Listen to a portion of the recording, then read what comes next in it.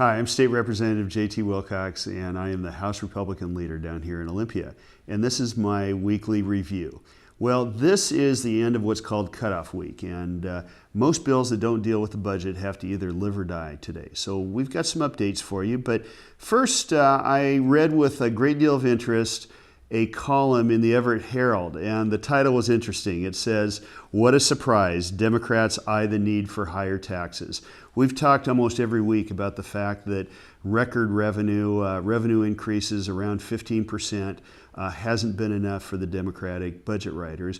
And now I think we're beginning to see a little bit of focus on how much more tax they want to extract from the taxpayers of the state of Washington.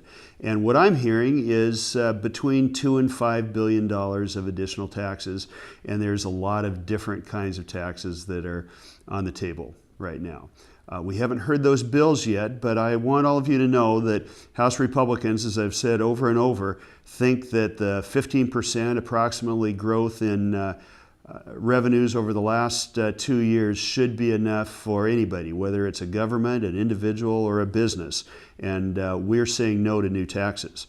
And we're going to continue to say no to that. I know for sure that our budget writers, Representative Stokesbury or Senator John Braun, would be able to write a solid budget with the revenue that's currently available. And I know that because John Braun has done that for many years when the Senate Republicans had a majority in the Senate.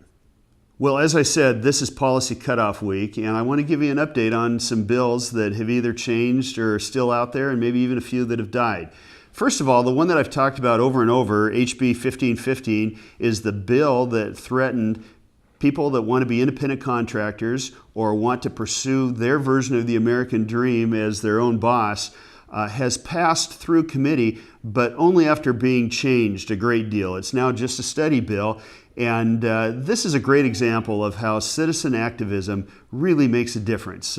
This was nearly killed by a group of about 1,500 cosmetologists who came in here and made sure that nobody could ignore them, and I really congratulate them. However, the bill can be amended again and may go back just to the harmful form that it started out in. So I would encourage them and everyone else that got engaged in HB 1515 to continue their efforts. There's another handful of bills that I'd like to update you on. First of all, the low carbon fuel standards. This is probably the most expensive way to address carbon and will have a major impact on your utility bills and also when you fill up your gas tank. There is a comprehensive sex education bill that will take away the choice of local school districts of whether or not they want to offer that curriculum.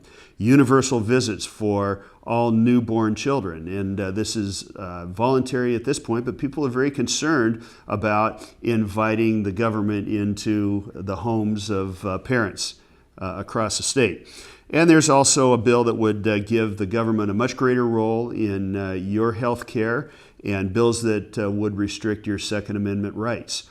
It's critical, if you care about your rights, if you care about the scope of government, that you stay involved in your government.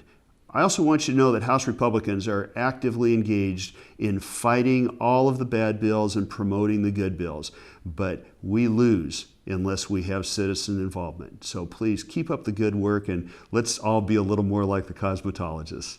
Thank you.